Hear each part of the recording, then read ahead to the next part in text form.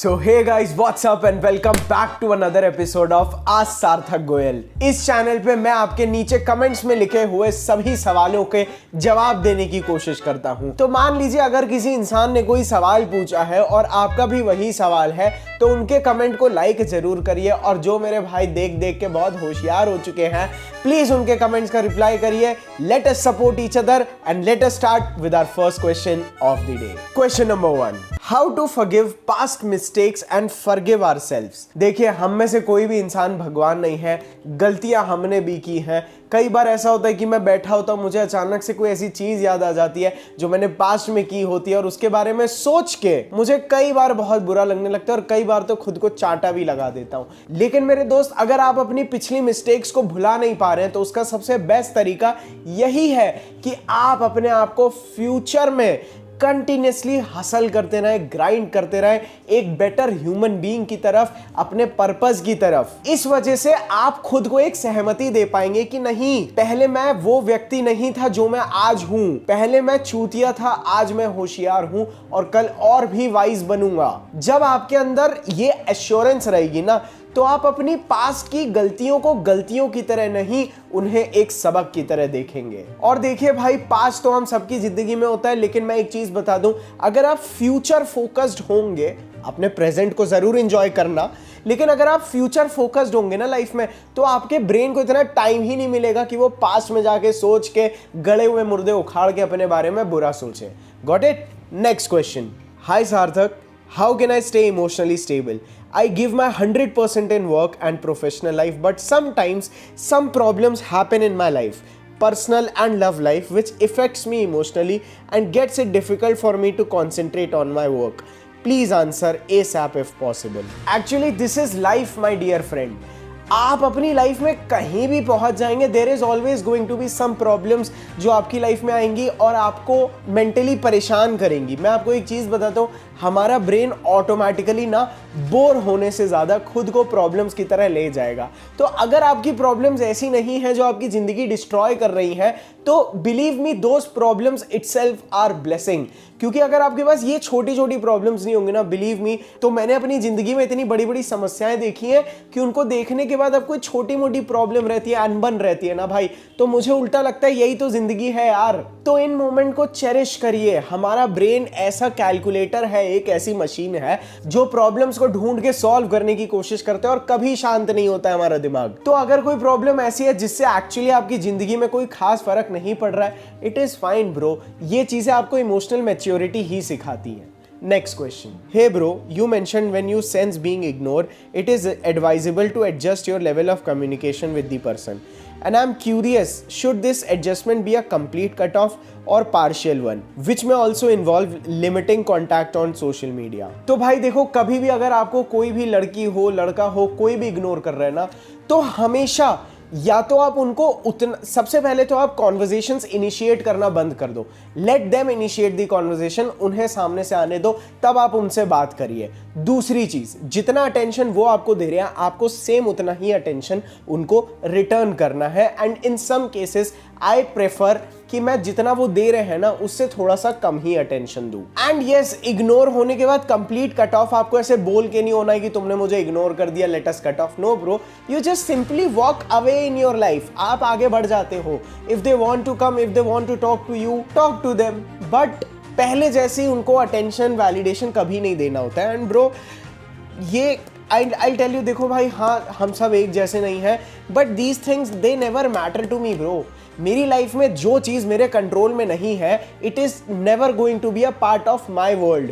ठीक है, मेरी जिंदगी, मेरी दुनिया बस वही है जिसके अणु, जिसके पार्टिकल्स को, जिनकी चीज़ों को मैं कंट्रोल कर सकता हूँ। जो मेरे कंट्रोल में नहीं है उसको मैं अपनी लाइफ का हिस्सा नहीं समझता हूँ। इसको आप भले ही कुछ भी बोलिए, बस yes, this is what makes me happy. Next question. How to set boundaries for a girl when she is your just friend? How to get more attention, love and care from your female friends? भाई देखो, ना मैं लड़कियों से दोस्ती करता हूँ और ना मुझे इसका जवाब देना आता है। बिकॉज एक आदमी, मेरे हिसाब से, जो मेरा भाई ये वीडियोस को देख रहा है bro, friend zone will always only benefit women, never the main. तो भाई मुझे नहीं पता कि भाई आप कितने साल के हैं, क्या आप 18 के ऊपर हैं, जॉब करते हैं या जो भी है, but bro this question is very irrelevant. And ये जो आपके जो ट्रेड्स हैं, आप बोल रहे हो कि मुझे ज़्यादा अटेंशन, केयर और लव कैसे मिले फीमेल फ्रेंड से, bro you need to be more masculine in your life, ताकि ये because this shows that you are feminine in your nature and your behaviour and you are not purpose oriented man. तो bro get a life man, be a man, shut this bro, stop it. और आप में से जो लोग भी हैं जो ऐसे सवाल पूछते हैं, बंद कर दीजिए। नेक्स्ट क्वेश्चन, सार्थक भाई गुस्से पे कंट्रोल करना सिखाओ यार, स्पेशली रिलेशनशिप में रहते टाइम। देखो भाई, गुस्सा जो होता है ना, वो हमारे सबकॉन्शियस माइंड से आता है। It is a very involuntary action जिसे हम लोग बोल सकते हैं, क्योंकि देखिए इट इज़ जस्ट लाइक हम लोग पल के झपका रहे हैं, तो हम लोग को झपकानी नहीं पड़ती है, वो ऑटोमेटिकली झपकती है, हमारा दिल ऑटोमेटिकली धड़कता है। तो ये गुस्सा ना हमारे कॉन्शियस माइंड में नहीं होता है, ये हमारे सबकॉन्शियस माइंड से आता है। इसको हम लोग कंट्रोल नहीं कर सकते हैं। ऑब्वियसली हम लोग अपने एक्शंस को ज़रूर कंट्रोल कर सकते हैं, बट जब वो आ रहा है तो आप अपने आप को थोड़ा सा इमोशनली स्ट्रॉन्ग बनाइए कि आपको पता है इट इज़ एंगर, आप उस इमोशन को एक्शन में ना कन्वर्ट करें तो बेटर है। बाकी देखिए, गुस्सा तो मुझे भी बहुत एंगर इश्यूज है, बट आप लोगों को ऐसा लगता नहीं होगा। But I know how to keep them when I need to and how to show it when I need to, that's it. And anger is very natural thing, मतलब don't get rid of it, मतलब गुस्से से डरो मत। गुस्सा is your defense mechanism, मैं इस तरह से देखता हूँ। It is your hormones, it is your rush that helps you avoid difficult situations. So it is fine until and unless your anger is controlling you, otherwise आपके Next question, mature versus junior versus same age girl, which is better according to your experiences? All of them. Next question, as I started talking approaching girls, I found out that some girls talking very nicely and some talk rudely and some change their voice in front of me like a man. All I want to say is that I don't act feminine, I am quiet. भाई देखो, जिस तरह से तुमने statement को अपना generalise किया है, आई डोंट नो कि आपने कितनी लड़कियों को अप्रोच किया, टू बी वेरी ऑनेस्ट। हाँ, ऑब्वियसली बहुत सारी लड़कियां ऐसी होती हैं जो अपनी टोनालिटी थोड़ी सी मैनली कर लेंगी because they come into their defence mechanism, but it is like मैं आपको यही सजेस्ट करूंगा that you approach more girls, keep your body language more masculine. और मेरा जो प्लेबॉय वाला वीडियो है उसको आप थोड़ा ध्यान से देख लीजिए, इन चीज़ों को रिवाइज करिए, कीप ऑन ट्राइंग ब्रो। मेरे इससे भी बहुत ज़्यादा ख़राब एक्सपीरियंसेस हुए वाइल अप्रोचिंग विमेन और बहुत बढ़िया वाले भी हुए हैं। तो it is fine bro if 1 or 2 out of 10 girls behave like this. उस चीज़ को मन पे नहीं लेना होता, इसीलिए you have to keep approaching girls, that's it. और हमेशा बातों को सिंपल रखो। Hey what's your name, where do you live, you want to hang out sometimes, believe me that is all. मैं अब बस इतना ही करता हूँ, मैं लेजेंड बता रहा हूँ, मैं झूठ नहीं बोल रहा हूँ भाई, बस इतना ही करता हूँ। Next question, how do I kiss a girl if I'm talking to in a nightclub and how do I know she is interested in kissing? Very simple, ये चीज़ें मैंने कभी नहीं की हैं, कभी भी नहीं की है, मेरे दोस्त ने मुझे सिखाई थी कि अगर आप किसी लड़की को क्लब में मिलते हैं, make sure that you ask her to dance with you and when she is dancing with you make sure कि your body is in contact with her।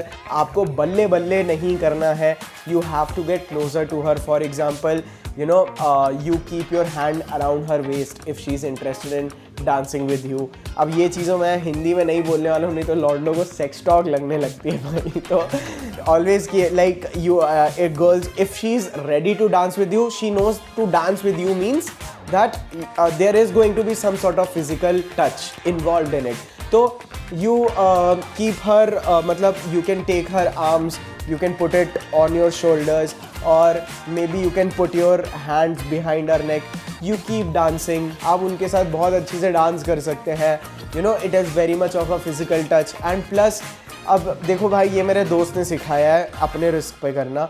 And देखो क्लब व्लब में गाने बड़ी तेज़ तेज़ चल रहे होते हैं, so you go you know, आप लड़की से you know it is very much like a whispering, आप उसके कान में यू नो बहुत क्लोज जाके बोलते हैं, so you understand if the girl is actually you know she अपनी बॉडी को वो इतना लूजली आपके अंदर छोड़ रही है।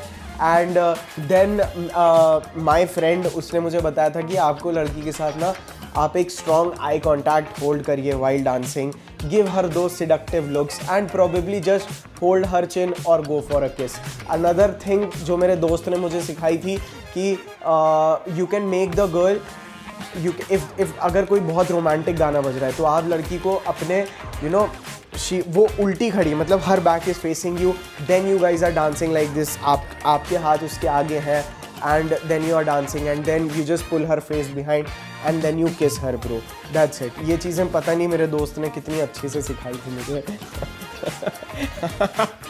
Next question, bro, how to reply to a girl when she gives a compliment and how to develop closeness so she shares everything.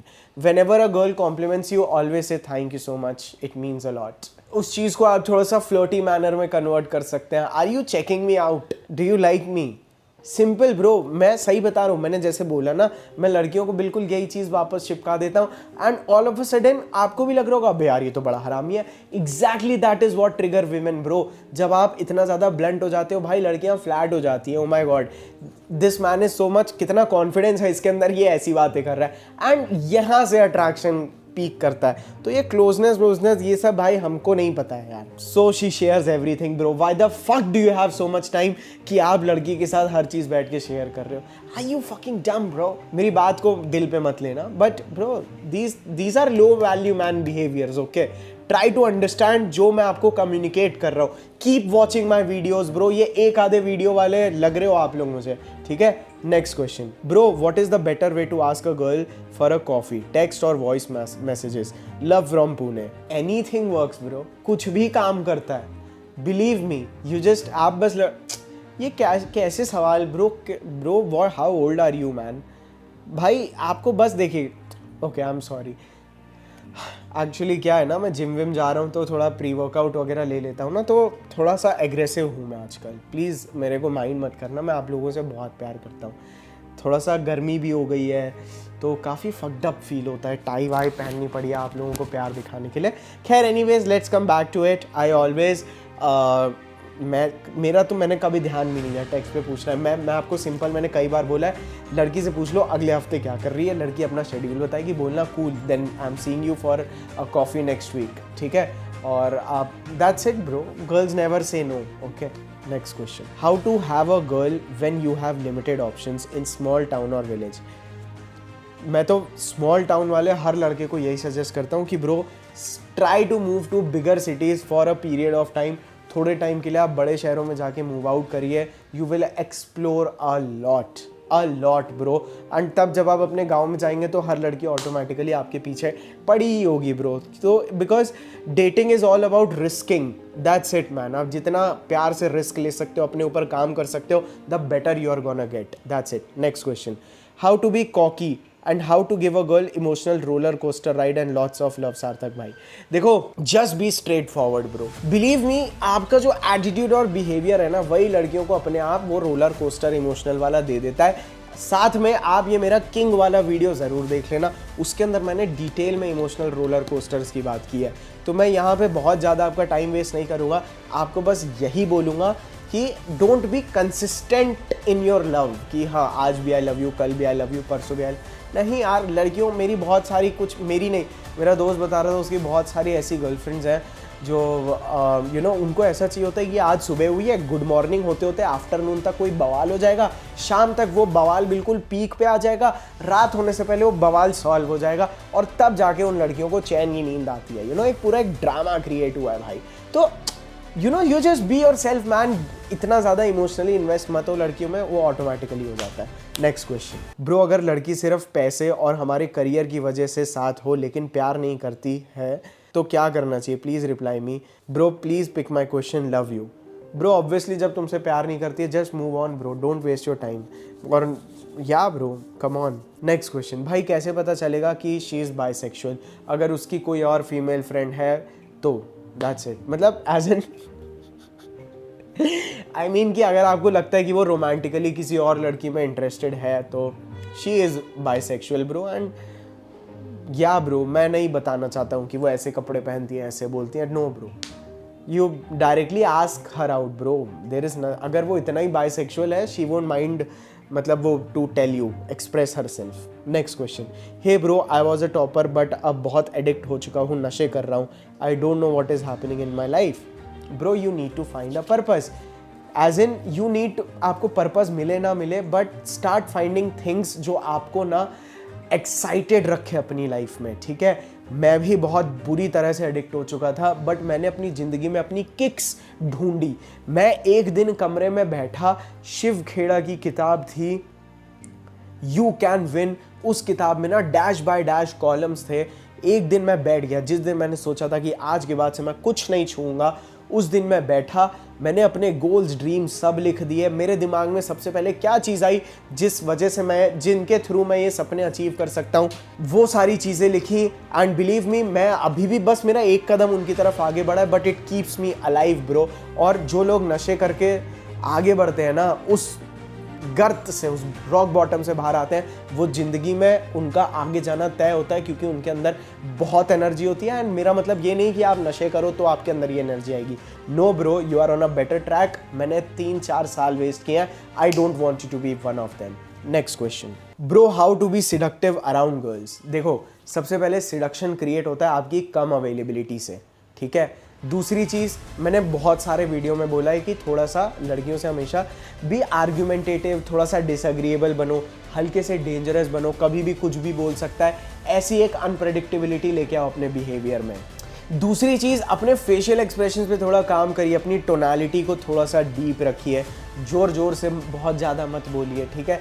हल्का फुल्का टोन मॉड्यूलेशन चलता है, but be logical, B rational and you know, so if I'm talking to a girl, I'll be probably only just talking at this, like this is how I talk to women, and this is exactly the facial expressions I'll have, and probably they will change to